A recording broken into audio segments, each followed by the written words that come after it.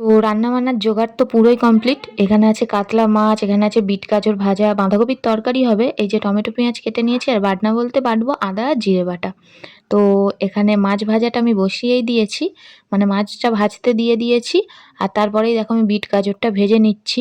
আর রান্নার আগে যদি কিছুটা জোগাড় করে রাখা যায় তাহলে কিন্তু আর অতটা ঝামেলা পোহাতে হয় না, মানে এই তাড়াহুড়োটা করতে হয় না, একদম ফ্রিভাবে রান্নাটা বিন্দাস কিন্তু করা যায়। তো দেখো আমার কিন্তু এক চাপানেতেই গাজরটা ভাজা হয়ে গেছে। তোমরা দেখতে পাচ্ছ কত কম তেল দিয়েছি, মানে তেল কি তোমরা দেখতে পেলে? অথচ কি সুন্দর সেদ্ধ হয়ে গেছে বিট গাজরটা।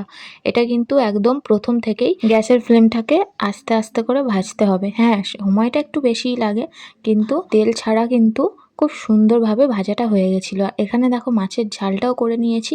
মাছের ঝালটাও কিন্তু তেল একদম কম দিয়েছি, তোমাদেরকে শর্টকাটে দেখিয়ে দিলাম বলে তাই ঝালটা দেখাতে পারলাম না।